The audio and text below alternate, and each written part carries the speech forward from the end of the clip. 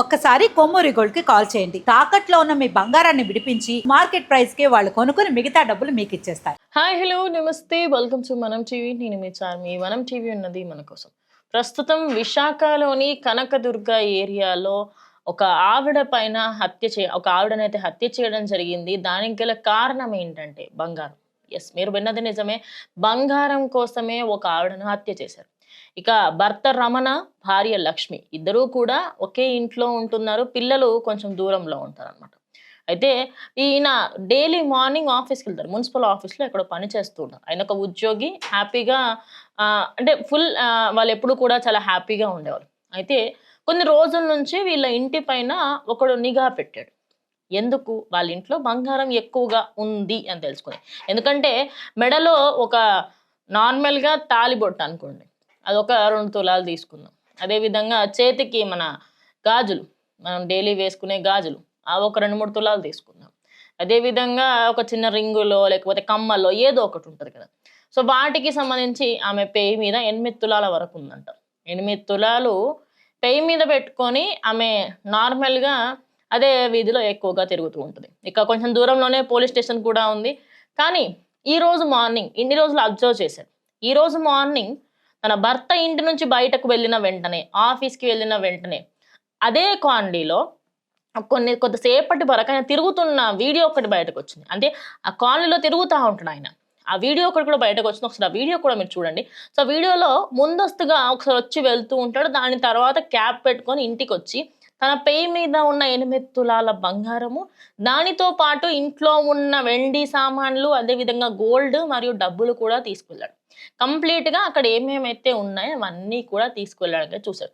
ఇక తీసుకువెళ్ళిన వాడు అలానే ఉండకుండా ఈవిడ బయటకు వెళ్ళి చెప్తుందేమో అని చెప్పేసి ఆవిడ ప్రాణాలు కూడా తీసేశాడు.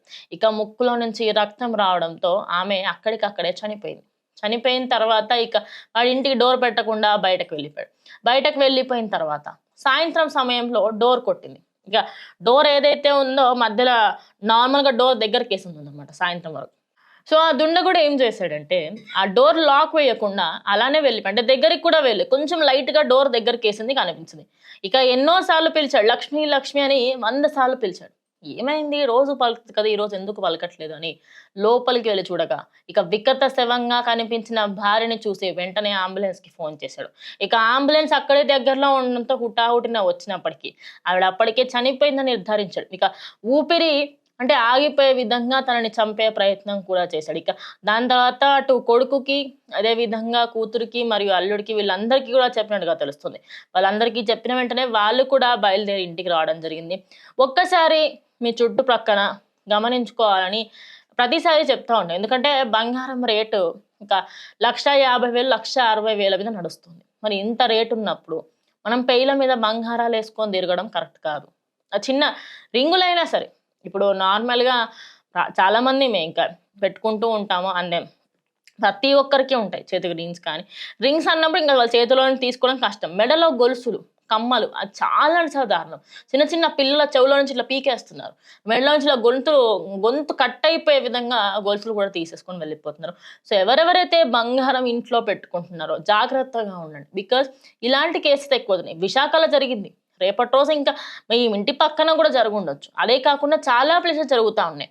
ఈ బంగారం రేటు పెరగడం వల్ల బంగారాన్ని దొంగతనం చెయ్యాలి అని ఒక గ్యాంగ్స్ తయారవుతున్నాయి. కానీ ఇక్కడ మాత్రం ఇది ఒక గ్యాంగ్ కాదు. ఈయన ముందు నుంచే ఆ ఇంటి పైన నిఘా పెట్టాడు.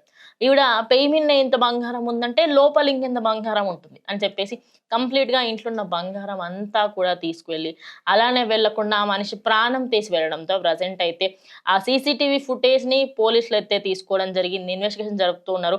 ఆయన ఫేస్ కూడా కొన్ని దగ్గర క్లియర్గా కనిపించిందని కూడా చెప్తున్నారు. మరి ఆయనకి సమయం తొందరగా దొరికితే ఆయన పైన సీరియస్ యాక్షన్ తీసుకోబోతుందని కూడా తెలుస్తోంది. Let's see. సో మీరు ఎప్పుడైనా బయటకు వెళ్ళినప్పుడు, నేను మొన్న నుంచి ఇదే చెప్తున్నాను, పేయి మీద బంగారం వేసుకోకండి. ఎప్పుడు ఎలా తీసుకెళ్తున్నారు, ఎప్పుడు మన ప్రాణం మీదకి వస్తుందని తెలియదు. అదే కాకుండా రోల్డ్ గోల్డ్ వేసుకునే ప్రయత్నం చేయండి. ఇప్పుడు షో ఆఫ్ చేయాల్సిన టైం కాదు, మన ప్రాణాలు కాపాడుకోవాల్సిన టైం. సో ప్రతి ఒక్కరూ ఖచ్చితంగా కాపాడుకోవాలి. సో బంగారం వేసుకుంటున్న ఆడవాళ్ళు, మగవాళ్ళు ఎవరైనా సరే మీ పేల మీద బంగారం ఉంటే బయటకు వచ్చేటప్పుడు జాగ్రత్తగా ఉండండి. అసలు వేసుకోకుండా నార్మల్ తాళ్ళు వేసుకోండి. అదే ఓన్లీ బంగారం తాడు వేస్తేనే అది ఏమంటారు విలువ అంటే ఇంకా మన ప్రాణాల మీదకి వస్తుంది. సో బెటర్ నార్మల్గా ఏదైతే మంగళసూత్రాలు అవన్నీ ఉంటాయో కొంచెం జాగ్రత్తగా చూసుకోండి, లేకపోతే లాకర్స్లలో పెట్టండి అని అయితే చాలా మంది చెప్తున్నారు. సో ఇది వాళ్ళ వీడియో. స్టే ట్యూన్ టు మనం టీవీ.